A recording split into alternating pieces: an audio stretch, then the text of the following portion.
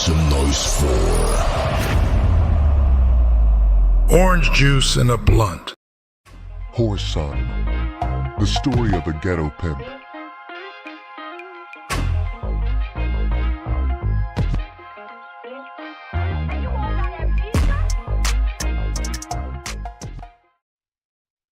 Two. The slum I grew up in seemed to me to be the most wonderful place in the world. My early childhood was pleasant, and it was a rare occasion when I saw something in a store that my mother couldn't buy for me.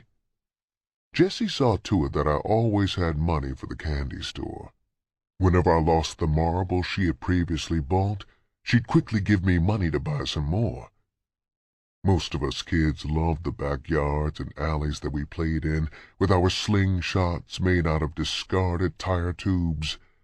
We overturned garbage cans in the hope of startling a good-sized rat so we could shoot at it with our homemade slingshots. Between the alley cats, dogs, and us, we kept the alleys, yards, and run-down barns clean of rats during summer daylight hours. When night fell, it was the other side of the coin. The rats came out in full force, and many children were bitten because they had slept out on the porch to beat the evening heat. We lived in an upper flat on the second floor. Besides my mother and me, there was a big tomcat, that we just called Cat, who shared the flat with us. Before Jessie would go to work at night, she always managed to run Cat down and toss him in my bed with me. For me to mention sleeping out on the front porch at night was taboo, so I would play with Cat in my large bed until I fell asleep. I didn't know it at the time, but she did it because of her fear of rats. After tucking me into bed, she would ruffle my hair and kiss me on the cheek. "Well, little pimp, I got to go and catch 'em now. You be good, and I'll let you count the trap money in the morning," she'd say, before turning out the light and leaving me on my own until she came back sometime in the morning. On a few occasions, she didn't get back in the morning. When this occurred, one of my mother's girlfriends would be in the bed with me when I woke up. When this happened, I know that Jessie wouldn't be home until later that day, so I would go downstairs and have my breakfast. The woman who lived under us had a bunch of children, so one more mouth didn't make too much difference. When we played in the backyard, the boys next door would call them the welfare's pride and joy. If I'd laugh too much, the little girls who stayed under me would remark, "Ain't no sense you laughing, fool, 'cause your mammy ain't nothing but a whore." I'd look at them and grin. "You're the fool, girl.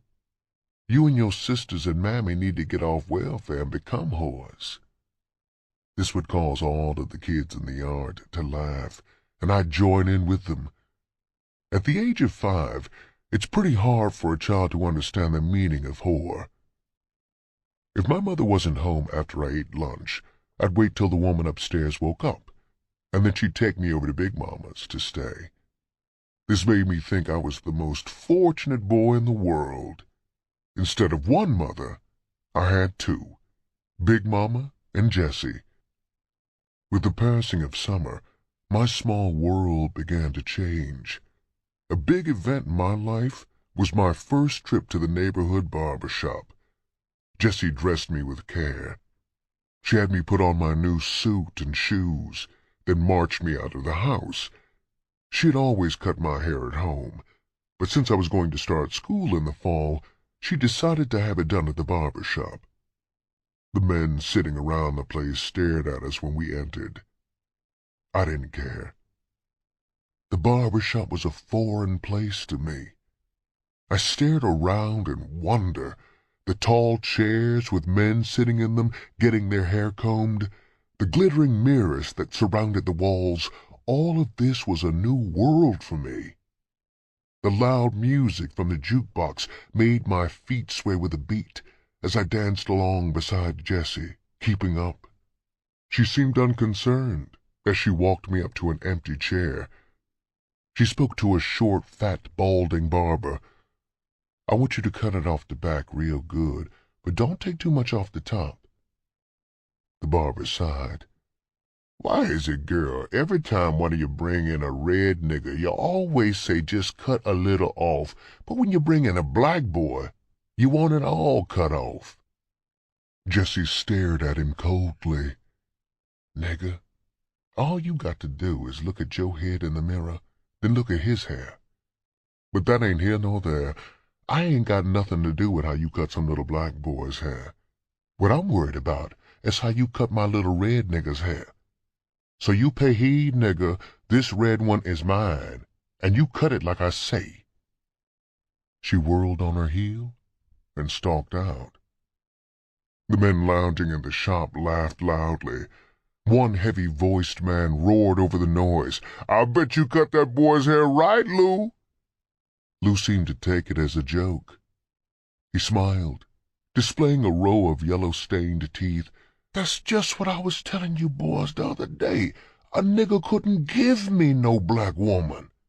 They is the most meanest woman God ever put breath in." He continued, "You damn near got to be crazy to fight with Jess anyway. She fights like a man." Another bystander spoke up. "Shit, man, consider yourself lucky if she fights and don't do no cutting. That black girl there sure enough mean with a razor." The barber rubbed my head, the way Jesse did sometimes before he started to trim my hair. After he finished with my haircut, he bought me a pop and sat me up on top of the shoe-shine stand. "I wonder where your ma went?" he asked offhandedly. One of the idle bystanders spoke up. "She probably caught a trick, Lou." Lou shook his head for the man to remain silent, but the man continued, "Hell, Lou, don't you never think that boy don't know what his mother does. Ask him what his name is." "I know what his name is," Lou answered. I was too young to understand the pity the man had for me, but his kindness was understood. Jessie came through the door, walking as though the world belonged to her. Her high-heeled shoes rang louder than the taps on my heels as she took that long stride of hers. She stopped and swayed, her hands on her hips.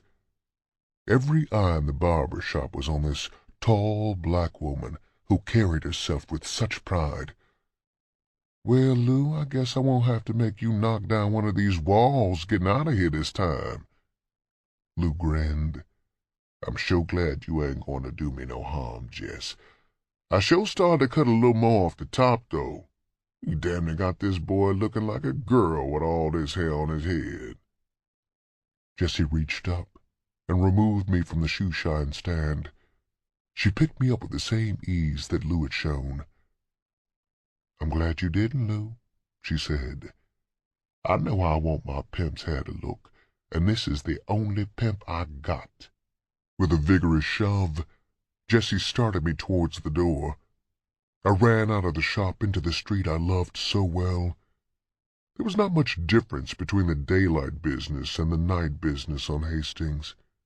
The street was full of slow-moving cars, the drivers being more interested in the colored prostitutes in the doorways than on the traffic moving in front of them. I waved at the various girls I knew, standing in the gangways. Some of them yelled across the street at me, "Look at Whoreson! Ain't he sharp today?" Jessie caught up with me. "You take your fast ass home and get out of them new clothes." I crossed the street on my way home, and one of the girls came out of a doorway and caught me. She gave me a hug, then pressed a quarter into my hand. "Let that boy go on home. You ain't doing nothing but spoiling him," Jessie yelled. I grinned, kissed the girl on the cheek, and went home.